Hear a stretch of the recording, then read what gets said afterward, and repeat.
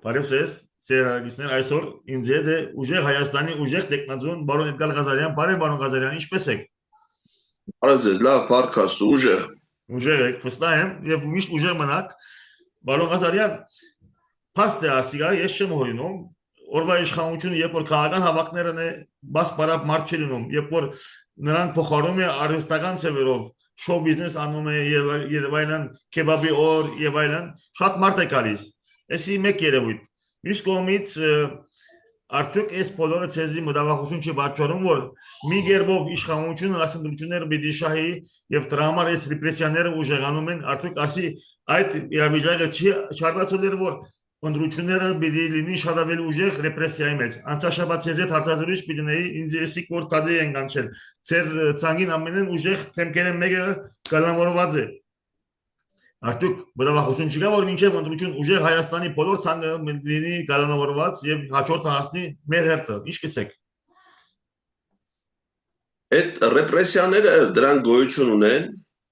բայց դրանք մի բանի մասին են վկայում, որ իշխանությունը ոչ թե պատրաստվում է հաղթելու, այլ իրենք զգում են իրենց մոտալուտ պարտության շունչը։ Այսինքն, եթե իրենք վստահ լինեին, որ իրենք կարող են հավասար մրցակցության պայմաններում հաղթել ընդդիմությանը, տվյալ պարագայում առաջին հերթին ուժեղ Հայաստանի, որովհետև ուժեղ Հայաստանը առաջատար դիրքեր ունի այսօր ընդդիմության շարքերում, ապա նրանք կարիք չէին ունենա գնալու այս ռեպրեսիաների։ Բայց քանի որ իրենք միամիտ չեն, իրենք էլ են իրավիճակը տիրապետում, իրենք էլ են ամեն օր շփվում մարդկանց հետ, ստանում են սոցիոլոգիական հարցումների պատասխանները, հասկանում են, որ իրենց իշխանությանը մնացել են հաշված օրեր եւ դրա համար փորձում են այս ձևերով խոչընդոտել հիմնական մրցակիցներին, որպեսզի այդ ձևով կարողանան հաղթել։ Բայց առայժմ իրենց այդ ջանքերը ոչ միայն արդյունք չեն տալի, այլ հակառակ արդյունքն են տալի։ Որովհետեւ մարդիկ միամիտ չեն, մարդիկ էլ այդ նույն բանը, որ ես հասկանում եմ, որ մտածված կերպով թիրախավորված է ուժեղ Հայաստանը, մյուս բոլոր մարդիկ էլ են դա հասկանում։ Եվ հետեւաբար մարդկանց մոտ արդեն նաեւ ցասում է առաջանում, նաեւ որպես այդ անարդարության դեմ պայքարել, որովհետեւ եթե դու ընտրական գործընթացի ես գնացել, եթե դու վստահ ես քո հաղթանակին, եթե դու ունես լավ ծրագրեր մեր կյանքը բարեփոխելու, ինչ ես վախենում մյուսներից, ինչ ես վախենում մյուս մրցակիցներից։ Տեսեք Սամվել Կարապետյանը, որը մեր դաշինքի առաջնորդն է, տնային կալանքի պայմաններում է մինչ այդ գտնվում էր ապօրինի անազատության մեջ։ Հիմա ինքը հնարավորություն չունի շփվելու ընտրողների հետ։ Այսօր մենք պետքա գնանք Արթիկ, պետքա գնանք Գյումրի, հանդիպենք ընտրողների հետ, բայց Սամվել Կարապետյանը այդ հնարավորությունից զրկված է։ Պարզ չէ, որ Սամվել Կարապետյանի այցը Գյումրի Վարդանանց հրապարակ այնքան մարդ է լսնելու, որ հաստատ Մակրոնի համերգի ժամանակ ընդ այդքան մարդ չի լինելու։ Այսինքն քաղաքական միջոցառում եւ իրենց համերգները։ Բայց ինքը վախենում է դրանից։ Վախենում է, որովհետեւ հասկանում է ինչից պիտի վախենա, բայց այդ վախերը իրան չեն փրկելու, գործընթացը շատ սահուն հունով առաջ է գնում։ Մեր թիմակիցները այդ ռեպրեսիաներից չեն խեղճանում, չեն ընկճվում, արդեն ինչ որտեղ նաև սովորել են, շատերը արդեն հոգեբանորեն պատրաստ սպասում են, որ ինչ-որ մեկի մի հեռախոսային խոսակցություն էլ եկող շաբաթվա մեջ է լինելու, բայց դրանք անբովանդակ, անիմաստ, ոչինչ չտվող քայլեր ու գործողություններ են, մեր ժողովուրդը շատ մեծ ոգևորությամբ է մեզ ընդունում, ես ինքս անձամբ այդ իրազեկման ակցիաներին մասնակցում եմ տարբեր մարզերում, արդեն եղել եմ Վայոց ձորում, Արարատում, մի շարք համայնքներում, մարդիկ շատ սրտաբաց,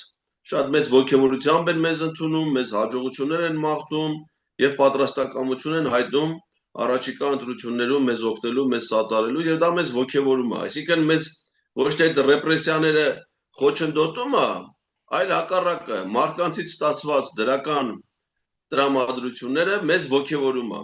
Եվ այդ ոգևորությունը մեզ մղում է նոր պայքարի, աշխատանքի եւ ես վստահ եմ, որ դա շատ լավ արդյունք է տալու։ Մենք այսօր բացառիկ պատմական հնարավորություն ունենք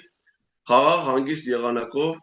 այս իշխանություններին վռնդելու եւ վերջապես փոփոխություններ բերելու մեր երկրի, որովհետեւ Մեն Սամվել Կարապետյանը ինքը ինքնաբավ մարդ է, կյանքում ամենամեծ հաջողություններին հասած մարդ է եւ եթե չլներ նրա անսահման հայրենասիրությունը, մեր պետությանը, մեր ժողովրդին ծառայելու նրա պատրաստակամությունը, ոչ ոք չէր կաշկանդում նրան, որ նա հիմա ամենալավ երկրներում, ամենալավ պայմաններում իր կյանքը վայելեր իր ընտանիքի, իր հարազատների, ընկերների հետ։ Բայց նա անասելի եւ անօրեն զրկանքների է ենթարկվում մի նպատակով, որպեսզի փոփոխություններ բերի մեր երկրին։ Իսկ այդ փոփոխությունները դրանք վերաբերելու են եւ անվտանգային խնդիրներին, այսինքն այդ փոփոխությունների արդյունքում մենք ունենանք ուղղակի խաղաղ եւ անվտանգ երկիր, այլ ոչ թե այն իմիտացիան, որ հիմա գոյություն ունի։ Մենք ունենանք բարեկեցություն, շատ շատերը այո, հավատում են այն մարդը, որ պետական որևէ պաշտոն չունենալով ստեղծել է 30,000 աշխատատեղ, բոլորը շատ հանգիստ հավատում են, որ նրա փոքր ինչ անգամ հնարավորության դեպքում այդ 300,000 նոր աշխատատեղերը դրանք իրականություն են դառնալու, այլ ոչ թե 300,000 ադրբեջանցիներ պիտի գան Հայաստանում ապրեն եւ զավթեն, որ լինելու են ներդրումներ, որ աղքատություն է վերանալու, անցած շաբաթ այս ընթացող շաբաթվա կարևորագույն հայտարարություններից մեկը պարոն Կարապետյանի, որ ծայրահեղ աղքատ ընտանիքներին հատուկ պետական հիմնադրամից, որը նոր հիմնադրամ է ստեղծվելու, միայն ու միայն աղքատությունը հաղթահարելու նպատակով, որովհետև չի կարող ամբողջ աշխարհում հայերը լավ ապրեն, բացի Հայաստանից։ Ամենավատ ապրող հայերը դրանք Հայաստանում ապրող հայերն են, աղքատության մեջ։ Օտար երկրներում հայերը բարեկեցիկ կյանքով են ապրում, իսկ սեփական հայրենիքում աղքատության մեջ։ Ինչի համար, որովհետև կեղեքում թալանում են այս իշխանությունները մեր ժողովրդին։ Ոչինչ չեն անում նրանց կյանքը բարեփոխելու, բարելավելու համար։ Եվ մեզ պետք են այդ փոփոխությունները։ Եվ դրա համար են մարդիկ նաև վստահում Սամվել Կարապետյանին, նրա շուրջ համախմբված ուժեղ Հայաստանի թիմին, որովհետև ուզում են այդ փոփոխությունները եւ վստահ են, որ այդ թիմը այդ մարդու առաջնորդությամբ կարող են բերել այս փոփոխությունները։ Հոյագապ պարոն Ղազարյան, իշխանության արդյոք կարելի է հավատք ընձեռել եւ վստահել իր մեկ հարցազրույցը թեև ես գներեք Մարշալ Փաշինյանը ընդհանրապես չեմ կարող լսել, ես չեմ ուզել մեծ բարի կորզել, բայց ուղղակի չկանանամ, որովհետև ճիշտ բանը կարապեն իստիղբե, որովհետև ամեն ինչ որ ասած է հակառակ է եղած է, գիշեք պատերազմում որ քարոշների որ հաղթեցին, վերջին օրը հանգարց հայտնաբերեցինք որ աննման բարդված ենք, վերջին հարցազրույցին որ լրակողում իրեն հարցուց 300,000 ազերի կալում հանդեպ Սա որ մենք այդ հարցը երբեք չենք քննարկում, սակայն ես անձնապես չեմ կարող հանգստանալ այդպեսի հավաստիացում, որովհետև պատմություն 8 տարի է ցույց տված է, որ ամեն ինչ որ ասած է, որ չի հանգստացեք չի լինելու, վերջ ասած է, որ լավ ոչինչ եղավ անցեք առաջ։ Արդյոք այդպեսի խոսքին մենք քաղաքացիներս կարող ենք հավաստիացնել վարչապետին հավատք ընձեռել, որ 300,000 ազերի պիտի չի գա, որտեղ ես ընդհանրապես եթե ասեմ, որ պիտի այսպես պիտի լինի,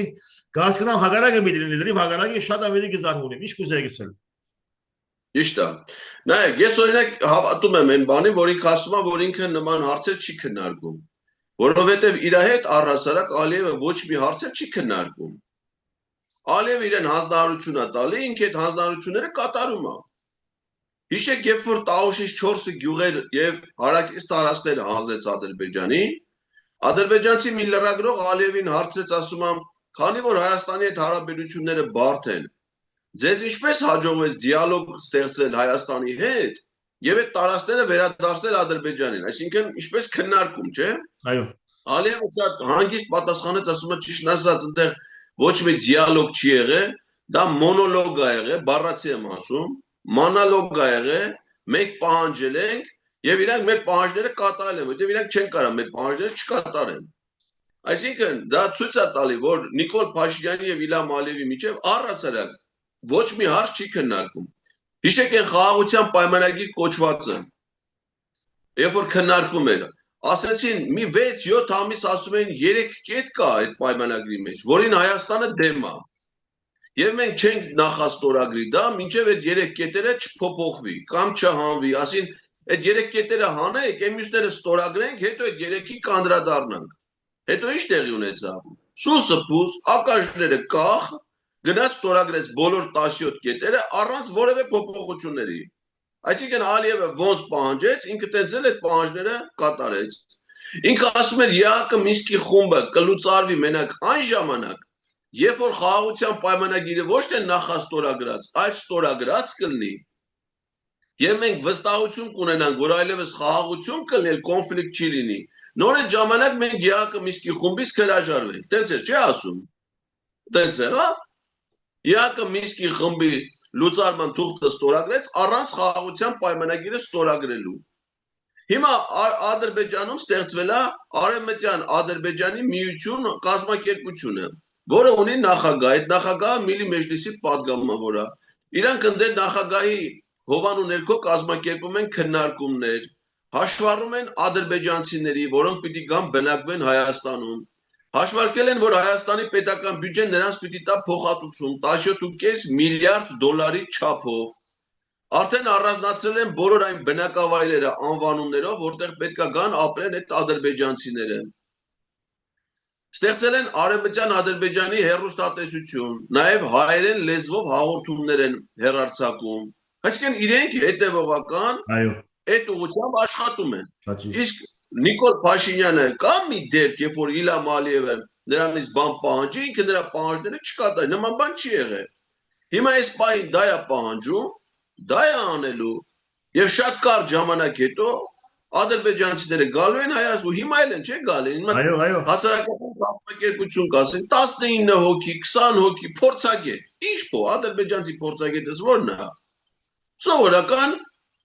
ադրբեջանցիներ, որոնք գալիս են Հայաստան, մեր աչքը դրան են սովորացնում, էլի, որ կարան գան, խաղաղ, հանգիստ, իրանց հետ հարցեր քննարկվի, գնան հաց ուտեն։ Այս վերջերս Ադրբեջանի փոխվարչապետը պատվիրակությամբ, պաշտոնյաների հետ, գործարարների հետ եկել են Երևան, Ադրբեջան գրառումով օդանավ Երևանի Զվարթնոց օդանավակայանում, հայ ոստիկանների ուղեկցությամբ այցելություն Աղվերան, այնտեղ ֆորում, աշխատանք, ղեկավարում են արդեն այդ մարդիկ մեր երկիրը։ Հիմա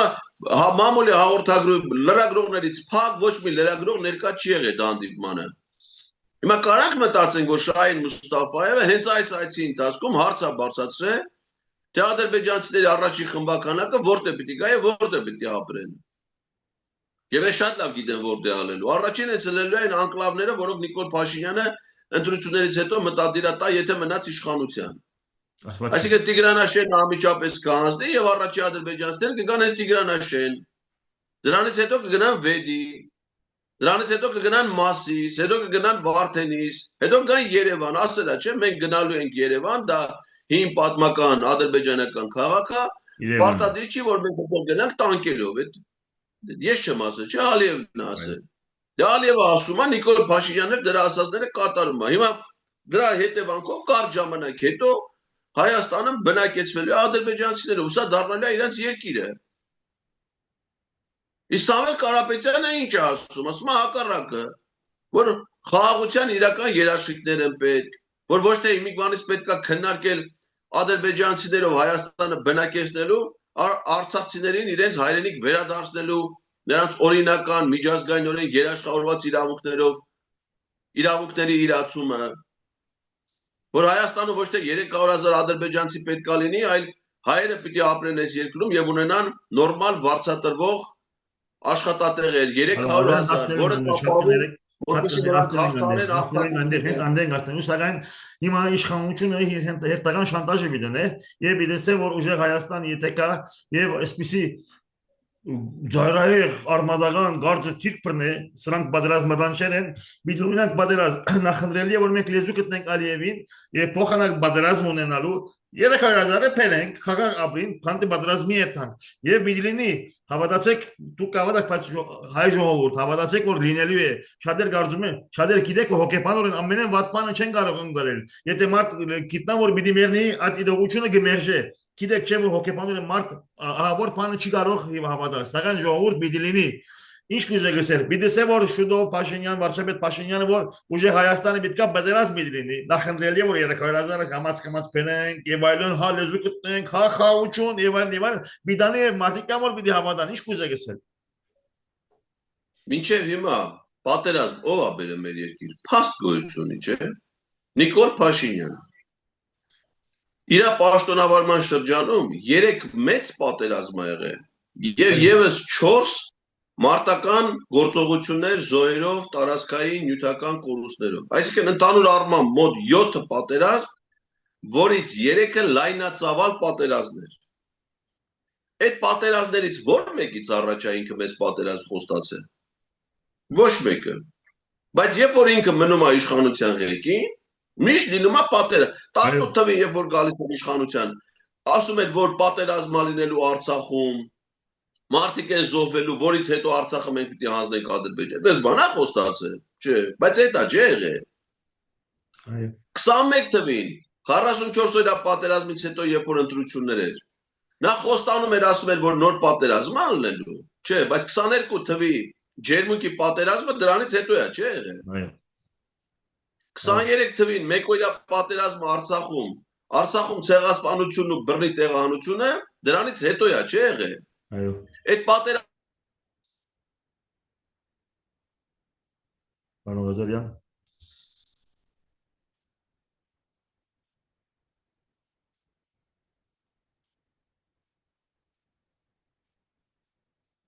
Երևի պարոն Ղազարյանի մոտ ինտերնետի խնդիր կա։ Այո, խնդրեմ, հրամեցեք։ նույնիսկ 23 թվի սեպտեմբերի 23-ին պատերազմը Ադրբեջանի հարձակումը եղել էր սեպտեմբերի 19-ին։ Ինք ասում է, որ արցախցիները անվտանգ ապրելու բոլոր հնարավորությունները ունեն Արցախում։ 10 օր հետո հայտարարեց, ասում է, այլևս շանսեր չկան, որ Արցախում կարող է հայ ապրի։ Այդ ինքն է չի արել։ Եվ հիմա այդ նույն մարդն է ասում, որ պատերազմ չի լինելու, խաղաղություն ալնելու։ Ինչ կապ ունի ինչ ասում։ Քանի ինքը իշխանության ղեկին է, երաշխավորված է պատերազմը, երաշխավորված։ Այո։ Ուժեղ Հայաստանի գալու դեպքում, Սամվել Կարապետյանի վարչապետ լինելու դեպքում, դա ուղղակի բացառում է, որովհետև մշակված է անվտանգության այնպիսի համակարգ, միջազգային հարաբերությունների, դիվանագիտության այնպիսի մոտեցումներ, բազմաշերտ ապահովում անվտանգության համակարգի երաշխավորների ներգրավում, որը կբացառի պատերազմական գործողություններ։ Իսկ պատերազմը բացառելու պարագայում արդեն մեր երկիրը կունենա տնտեսական կայուն զարգացում եւ դրանից հետո արդեն մեր մեջք ուղղված կլինի եւ մենք կարող ենք մեր բոլոր խնդիրները անցյալում տեղի ունեցած բոլոր սխալներին անդրադառնալ եւ բացառապես միջազգային իրավունքի լույսի ներքո այդ հարցերը դարձնել քննարկման առարկա։ Պարոն Ղազարյան, խոսենք Սահմանությունը այն ժամանակ, երբ որ ինքը համերգներ էր կազմակերպում, Մոսկվայի ամենամեծ դահլիճներում տաշիր փառատոներ էր կազմակերպում։ Սրանք իսկի չգիտեին, թե համերգը ինչ բան է։ Բայց հիմա ինքը գիտակցում է, որ հիմա համերգի երկու տարի ժամանակ չի։ Հիմա 24 ժամ աշխատելու, տքնաջան աշխատելու ժամանակն է։ Եվ դա պետք է արվի լավագույն ներգրավման, մեր հասարակության ուժերի ներգրավման, որովհետև Նիկոլ Փաշինյանը հիմա պառակտում է մեր հասարակությունը, մեզ մասերի է բաժանել, բևեռացրել է մեզ, բոլորին դարձրել մեկը մյուսի թշնամի։ Սամվել Կարապետյանի պարագայում հակառակն է տեղ ունենում։ Օրը մի քաղաքական կուսակցություն, օրը մի քաղաքական հասարակական շարժում, հայտարարություններ է ստորագրում, հռչակագրեր է ստորագրում եւ իր անվերապահ աջակցությունը հայտնում ուժեղ Հայաստան դաշինքին։ Այսինքն Սամվել Կարապետյանը միավորում է մեր ժողովրդին, համախմբում է մեզ բոլորիս, ի տարբերություն Նիկոլ Փաշինյանի պառակտիչ եւ քայքայիչ գործողությունների։ Պարոն Ղազարյան, ամենեն կարևոր գետերն մեկը, գիտենք, որ վարչապետ Փաշինյանի օրով հարցեր այսպես կլուծե քեշ կլոստ հարցը բրծա։ Արցախ չի գա, խնդիր չի գա։ Կորձերը նախապես կորձերը գիտեք, որ աշխատավարձերը ցածր էին, կորձի ժամերը երկայն էին, սա փաստ է եւ դժգոհություն անկորդություն կար, բավական լուրջ։ Սակայն վարչապետ Փաշինյանը հարցը լուծած է։ Այսօր Հայաստանի մեջ ոչ մեկը չի աշխատում, քեշ կլոստ, ոչ մեկը չի աշխատում, ուրեմն ցածր աշխատավարձի վիճակ չի գա։ Գա ահավոր անկորդություն աներևակայելի մակարդակով։ Ես դիպանեն եկած եմ ինման ծրագրավորողը փաշտը բարա անկորդություն ես դիպանի անկորդություն ինձ համար գտա գերի ես այդ վիճակին կդարավի ին նման հազարներով երասարտներ, մասնակիցներ, ուժեղ դղեր, աշխատող դղեր չկա ոչ մի կորց։ Կորց չկա Հայաստանի մեջ։ Լրիվ հարցը լուծած է վարչապետ Փաշինյանը, no work, no problem։ Եթե ասված դա եւ աշխանություններն եւ ուժեղ Հայաստանական ինչ կուզեք ասել մեր նմաններում, որտեղ մենք մարդիկ ենք, որ վարժված ենք աշխատել։ Մենք չենք վարժված անկորդության։ Ինչպես ասարցերը գնանք լուծել, որտեղ գիտեք որ անկորդությունը բادرազմ է նաեւ, որտեղ մարդիկ լեկեն գետան Հայաստանը այդ բարակային։ Խնդրեմ։ Գործազրկությունը ինչի հետևանք է, դա տնտեսության մեջ ներդրումների բացակայության հետևանք է, որպեսզի աշխատատեղեր լինեն, ինչ որ մեկը պետքա ներդրումներ անի, բիզնես պետքա ստեղծի, այդ բիզնեսի զարգացման միջավայր պետքա լինի։ Նիկոլ Փաշինյանի պաշտոնավարման շրջանում ոչ մի վերազգային ընկերություն Հայաստանում ներդրումներ չի արել։ Ոչ մի խոշոր ընկերություն Հայաստանում ներդրումներ չի արել։ Ինչի համար, որովհետև տեսնում են, այստեղ ներդրումների միջավայր չկա, կառավարությունը մարդկանցից բիզնես է խլում։ Այդ Հայաստանի էլեկտրական ցանցերի այդ պատմությունը, որ քաղաքական նպատակներով հարձակվեց այս նույն Սամվել Կարապետյանի վրա, խլեց նրանից այդ խոշոր մի քանի 100 միլիոն ներդրումների արդյունքում զարգացող ընկերությունը։ Բա մյուս խոշոր ընկերությունների սեփականատերերը, ղեկավարները չեն նայում այս իրավիճակին։ Կառավարության նստում ասում է վաղը որպեսզի այդ խանութը մի հատ խանութ ինչ որ բջջային հեռախոսը վաճառը իրաց կառավարությանը թե ինչ որ սարքա վաճառը, հաջորդ օրը ասում է գնացեք այդ խանութը փակեք։ Դες բանալն, դες որևէ բիզնեսմեն գիտի որ կառավարությունը կարող է վարչապետ էմոցիոնալ որոշումներ կայացնի բիզնես փակելու մասին։ Ո՞վ ըստ ներդրումներ կանի։ Սամվել Կարապետյանի պարագան լրիվ այլ է, ինքը հենց ինքն է ներդրող։ Ընդ որում ոչ միայն մի երկրում, ոչ միայն Հայաստանում, այլ աշխարհի եւս 3 երկրներում խոշոր բիզնես ինքը շատ լավ գիտի, թե բիզնեսի զարգացման համար, ներդրումներ ներգրավելու համար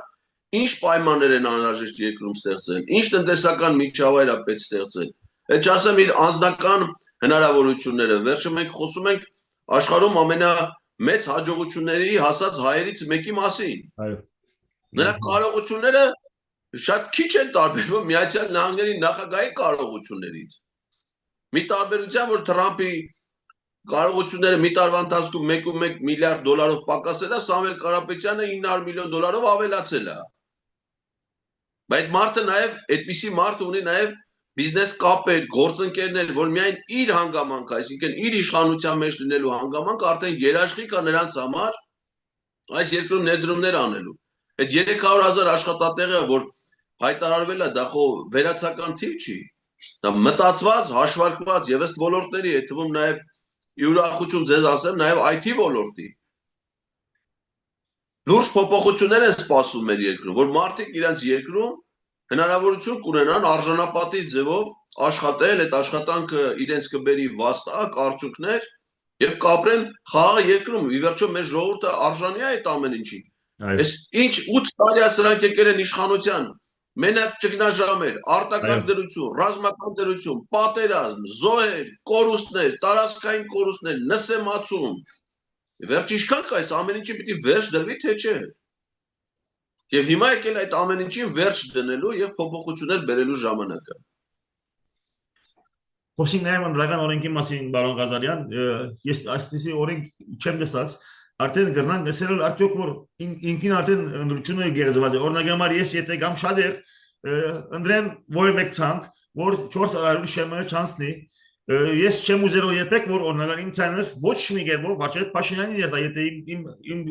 սադարած գոմս կամ քվեարկածը 400 չանցնի։ Սա արդեն բռնապալում չէ մեր օրենքներում եւ արդյոք ճիշտ չէ շատ բարձ, եթե համարցակի իշխանությունը ընդրության շատ է փոփոխություն, որոնք ուզես երկրորդ, որոնք երբեք չես ուզել, որտեղ եթե երկրորդը լինի որբեք երբեք չես ուզել, այս իշխանությունը երբեք չի չերազել իշխանության ասել, որտեղ 75 արարի ժողովուրդը մի երթա ընդրության եւ իրեն պիտի ասե ոչ մի կերպով քաղաքացիական պայմանագիրը չեն ուզել, ինչ կուզեք ասել։ Ընտրական օրենսգիրքը դա այն կանոններն է, որի շրջանակներում կազմակերպվում է ընտրությունը։ Հայաստանում ընտրական օրենսգիրքը փոփոխվում է միայն այս փոքրիկ իշխանական խմբակի կողմից առանց ընդդիմության ձայնը լսելի դարձնելու, առանց հասարակության հետ քննարկումներ անելու։ Սրանք էս վերջերս ապրիլի սկզբին մեկ օրում մի քանի ժամում ընտրական օրենսգիր սահմանադրական օրենքում փոփոխություն են արել, երբ որ ընտրությունների օրը արդեն հայտարարված էր։ Մարտի 30-ին ստեղծվում է ուժեղ Հայաստան Սամվել Կարապետյանի հետ դաշինքը, մի շաբաթ հետո ապրիլի 6-ին օրենք են ընդունում, որ այդ դաշինքի անվանման մեջ Սամվել Կարապետյան անունը չի կարող գործածվի։ Կոնկրետ Սամվել Կարապետյանի դեմ ընտրական օրենսգիրքն էլ սահմանադրական օրենք է։ Այսինքն դրա փոփոխությունը պետք է լինի ընտրություններից առաջ առհասարակ պետք է բացառվի։ Այսինքն սրանք ինչ են անում, նաև ձեր մատնանշած դեպքը, որ կանոնները ընտրությունների համապատասխանում են իրենց շահերին, իրենց կարողություններին։ Տեսեք, իջացրել են շեմը կուսակցությունների համար անցողիկ շեմը 1%-ով, երբ որ կարային ավելի շատ իջացնեին, ավելի շատ կուսակցություններ։ Ամեն ցան իր օրդեք ունի։ Եվ բարձրացրել են ընտրական շեմը դաշիկների համար, այսինքն թույլ չեն տալի օրենսդրությամբ, չեն խրախուսում, որպեսզի քաղաքական կուսակցություններ համախմբված մասնակցեն։ Իսկ համախմբում ի՞նչ է նշանակում։ Իրենց կարողությունները մեկտեղեն, իսկ կարողությունները մեկտեղելը իշխանության դեմ պայքարի ավելի մեծ հնարավորություններ է, չէ՞ ստեղծում։ Անշուշտ։ Իրենք այնպիսի պայմաններ են ստեղծել, որ քաղաքական կուսակցությունները ոչ թե դաշիկներով մասնակցեն, այլ առանձին, իսկ առանձին մասնակցելու դեպքում պարզավոր ձայները փոշիացնում են, թույլ չեն տալի, որպեսզի նրանք շեմ հաղթահարեն, եւ ակամայից այդ քվեները դառնում է իօգուտ Նիկոլ Փաշինյանի։ Այսինքն մարդը գնացել է ընտրել է, ենթադրենք, հայ ազգային բևեռին, ենթադրենք։ Ինքը մտածել է, որ ինքը ընդդիմադիր ուժի ձայն տվել։ Ոչ Նիկոլ, հակառակը, այդ ուժը քննադատում է պայմանական եմ ասում, ցանկացած մեկին կարելի ասել։ Այո։ Քվեարկել է այդ ուժի օգտին, բայց իր ձայնը ոչ միայն փոշիացել, այլ դարել է քվե իօգուտ Նիկոլ Փաշինյանի։ Դա անարդար է, չէ՞։ Ոչ թե անարդար է, չեմ գնալ բարը գտնել, լավ, բարոն Ղազարյան։ Այսինքն գոնե նման դեպքերում քաղաքական ուժը ինքը պիտի իրավունք ունենա, եթե շեմը չի հաղթահարել, ասի իմ օգտին տված քվեները թող իօգուտ լինեն այս քաղաքական ուժին կուսակցությանը, ով որ իր պատկերացումներով ավելի մոտ է իր ծրագրերին, իր գաղափարներին, բայց հիմա իրանք այնպես կանոններ են սահմանել, որով որ իրենց ընդդիմադիր քվեները գողանում են ժողովրդից եւ տանում դարձնում են իրենց օգտին քվեներ։ Բարոն Ղազարյան, այսօր չեմ գիտեր թե տեսակ փոլ մգարտացի դեր ԵՄ-ին, որ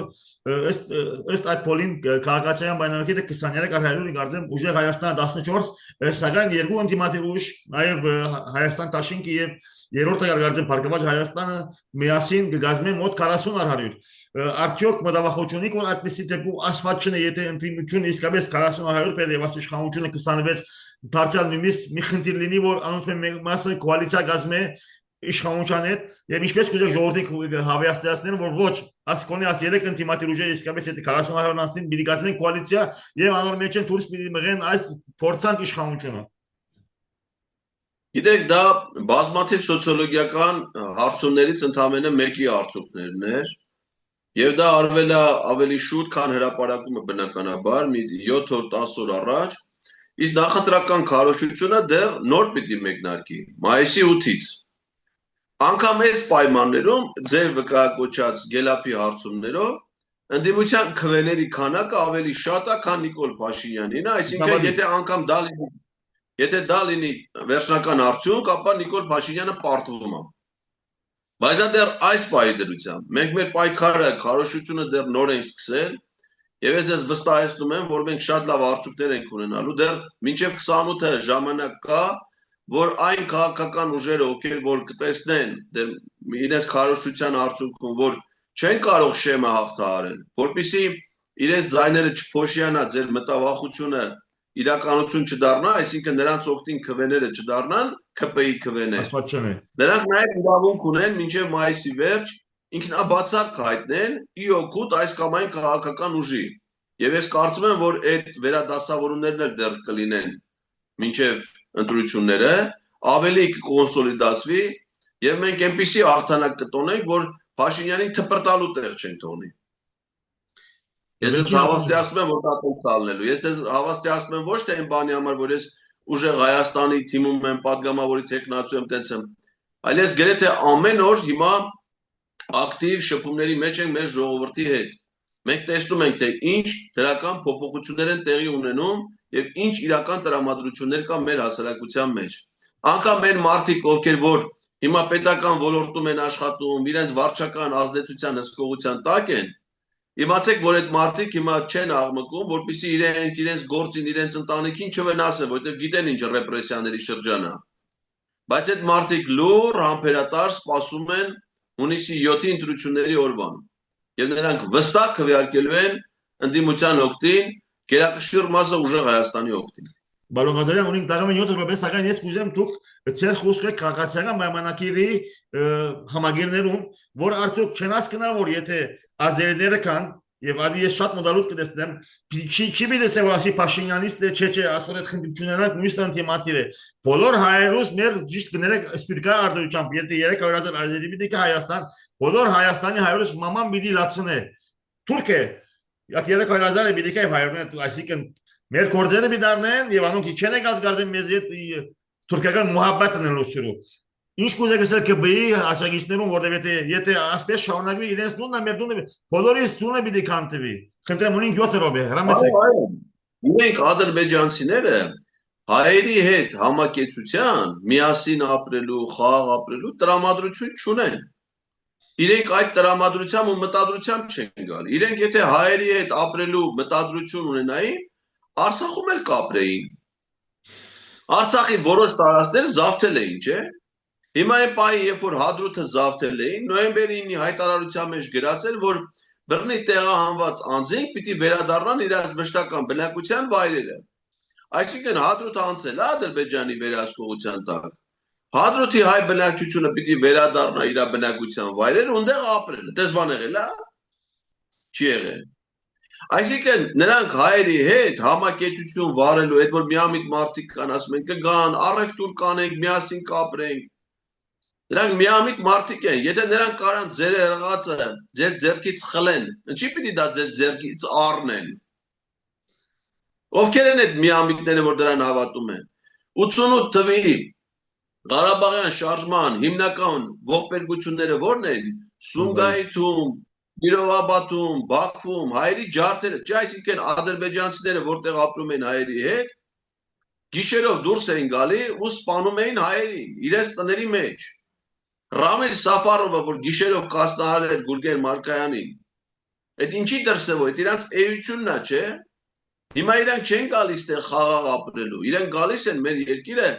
զավթելու եւ Նիկոլ Փաշինյանը իրանց այդ հնարավորությունը տալիս է։ Իդեպ ասեմ, որ Իլհամ Ալիևը հայտարարել է, որ նրանց գալը մենակ իրանցը չպիտի լի, պիտի անվտանգությունը ապահովեն։ Իսկ նրանց անվտանգությունը կարա ապահովի միայն Ադրբեջանը կամ Ադրբեջանի բարեկամ երկիրը։ Դա Թուրքիան է։ Այսինքն Հայաստանում կլինի նաև ադրբեջանական ոստիկանություն, որը նաև մեզ կբռնի, կասի դուք անհանգստացրել եք ադրբեջանցիներին,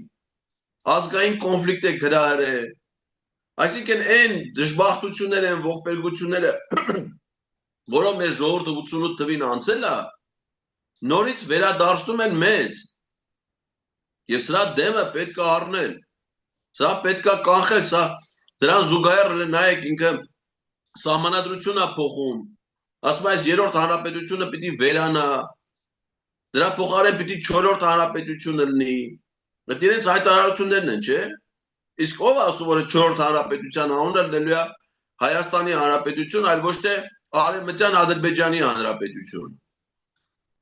Այդ երաշխիքը որ դա կլինի Հայաստանի, Արցախի Հանրապետությունը որ վերացավ, դրա փոխարեն ստեղծվեց Արցախի 2-րդ հանրապետությունը, թե տարածքը ամբողջությամբ անցավ Ադրբեջանի տիրապետության տակ։ Հիմա նույն բանը Հայաստանի ամբողջ տարածքին է սպասում։ Այսինքն եթե Նիկոլ Փաշինյանը մնաց իշխանության, Հայաստանի ողջ ժողովրդին, Հայաստանում ապրող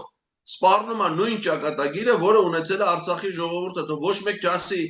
Արցախի կարգավիճակը հստակ չէր, պարզ չէր, վիճել դրա համար այդպես եղավ։ Ոչ, հիմա վիճելը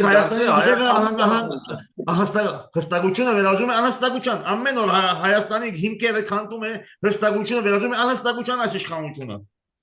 Պետրոս ջան, Ադրբեջանը Հայաստանի Հանրապետությունը որպես պետություն չի ճանաչել։ Հայաստանի հետ դիվանագիտական հարաբերությունները չի հաստատել։ Ադրբեջանի նախագահը ասում է, որ Հայաստանի տարածքը դրա հին պատմական ադրբեջանական հողեր են, որոնք անարդարության հետևանքով բոլշևիկյան իշխանությունն է տվել Հայաստանին։ 18 թվին անարդարության հետևանքով են եղել։ Այսինքն նրա այս տարածքների նկատմամբ ակնհայտ հավակնություններ ունի։ Եվ քանի դեռ այնտեղ նախագահ Ալիևն է, այստեղ վարչապետը Փաշինյանն է,